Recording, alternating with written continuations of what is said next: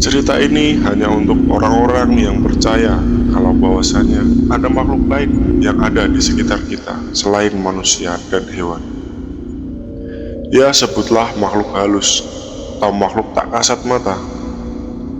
Ngomong-ngomong, saya tidak punya kemampuan khusus untuk melihat hal-hal tersebut. Tapi dalam kondisi tertentu, makhluk tersebutlah yang akan menamakan diri kepada manusia. Kebetulan, saya anak kedua dari 3 bersaudara. 1 kakak perempuan dan 1 adik laki-laki.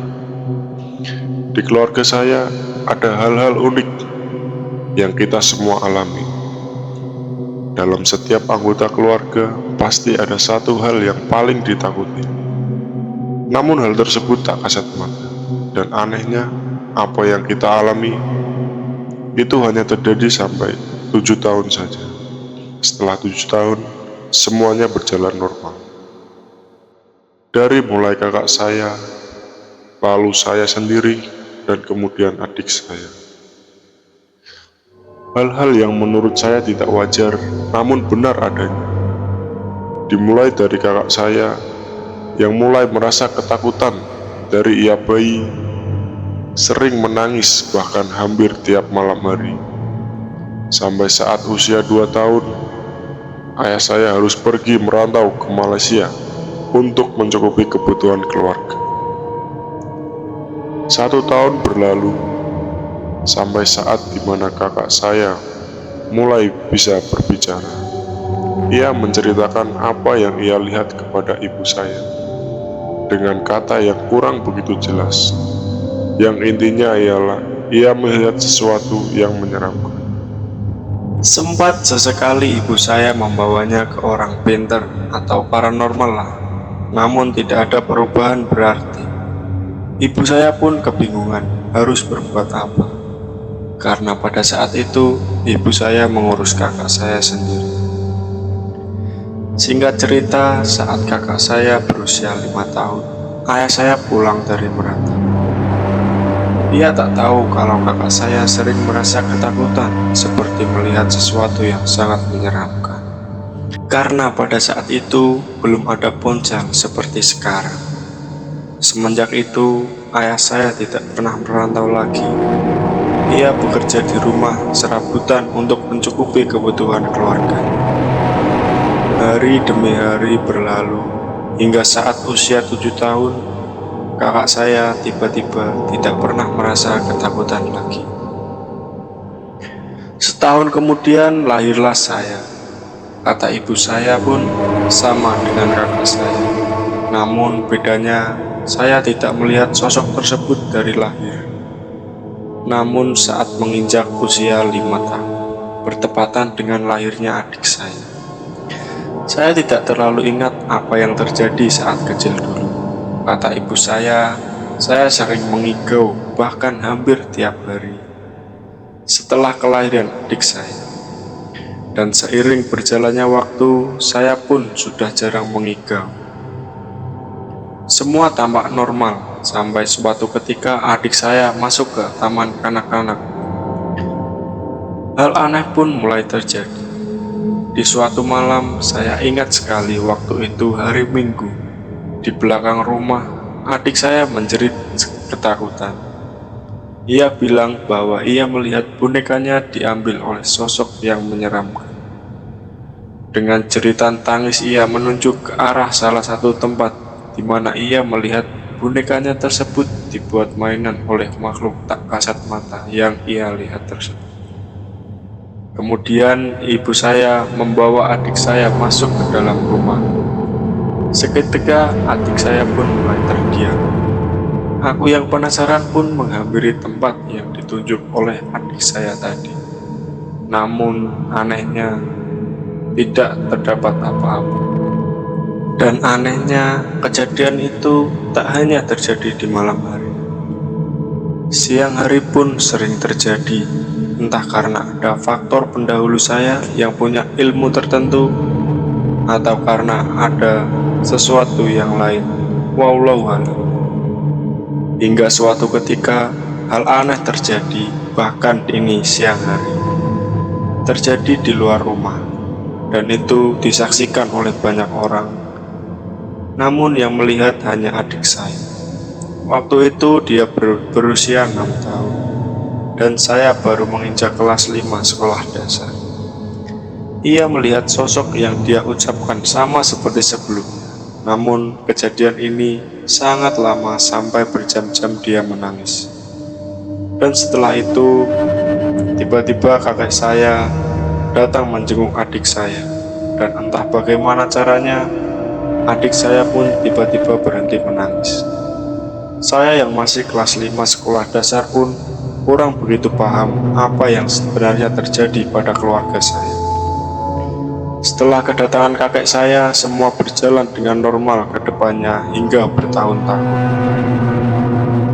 Setelahnya, kita sekeluarga tidak pernah mendapat gangguan atau melihat penampakan yang tidak jelas lagi, baik saya, kakak saya, ataupun adik saya. Hingga akhirnya saya masuk ke SMP, dan menurut saya sudah cukup dewasa untuk menyikapi hal-hal yang tak kasat mata. Sampai pada saya kelas 9, saya mendapati hal yang ganjal terjadi di rumah saya. Hampir setiap malam menjadi susah tidur dan tiba-tiba terbangun di malam menjelang pagi hari. Sekitar pukul 3, saya kebangun dan mendapati suara orang berjalan di dapur. Namun saya masih mengabaikan dan melanjutkannya untuk tidur. Keesokan paginya, saya bertanya ke semua, apakah ada yang ke dapur saat jam 3 pagi? Dan semuanya bilang tidak. Ayahku pun menyuruhku untuk tidak terlalu memikirkan hal tersebut. Bahkan ketika datang ke suatu tempat yang asing, terkadang mata saya langsung tertuju ke sudut tertentu. Awalnya hanya merasa merinding, dan akhirnya bayangan berwarna putih melayang di sudut itu. Kejadian waktu SMP belum terlalu menyeramkan bagi saya karena belum tampak bentuk yang mengerikan. Pernah waktu itu saya mengikuti seleksi di SMA unggulan dengan harapan sebagai langkah awal karena sekolah itu merupakan sekolah impian saya sejak SMP. Tapi malah hancur seketika karena penampakan itu. Pertama kali masuk di sekolah itu, hawanya terasa aneh, leher saya dingin dan tubuh saya terasa panas. Tapi saya cuek saja, karena saya pikir itu hal yang biasa. Akhirnya saya melakukan tes tersebut di aula. Di pertengahan mengerjakan soal, saya merasa aneh, seperti ada yang mengintai dari luar. Lama-kelamaan saya mulai risih dan izin keluar sebentar. Saat berada di luar, saya melihat ada tangan yang agak sedikit kotor penuh dengan darah terbang di depan aula. Saya pun kaget dan masuk kembali ke dalam aula. Dengan perasaan yang takut dan mulai gelisah, saya tetap mengerjakan soal dan masih merasa ada yang mengintai dari pintu aula. Menjelang sore hari, semua peserta masih sibuk dengan pembahasan soal. Saya sudah lelah karena punggungku mulai terasa berat. Dan saya penasaran dengan makhluk yang sedari tadi memperhatikan di pintu aula. Di situ saya memberanikan diri untuk melihat ke arah pintu aula. Awalnya tidak ada siapapun. Tapi beberapa detik berselang, muncul kepala seseorang nenek. Rambutnya tidak terlalu panjang, tapi acak-acakan. Nenek itu memakai kebaya, badannya sangat kurus dan bungkuk. Bibir dan matanya menghitam, keluar darah. Saya hanya bisa diam melihat nenek itu melambaikan tangan. Saat saya berkedip, nenek itu pun sudah menghilang. Kebetulan saat itu sudah hampir maghrib dan gelap. Sejak saat itu, saya memutuskan untuk tidak mendaftar di sekolah tersebut. Saya tidak ingin belajar dengan gangguan seperti itu. Terlalu berat bagi saya. Setelah kejadian itu, saya memilih untuk mendaftar di sekolah lain yang nyatanya tidak kalah seram dengan sekolah sebelumnya. Awalnya tidak terasa apa-apa, bahkan hawanya biasa saja. Namun setelah saya sudah resmi masuk ke SMA tersebut, saya baru tahu sekolah ini lebih menyeramkan. Dan kali pertama saya bertemu dengan tanda kutip mereka pada malam pengenalan lingkungan sekolah. Semua peserta yang terlibat tidur di dalam kelas yang gelap dan penerangan hanya ada di luar kelas.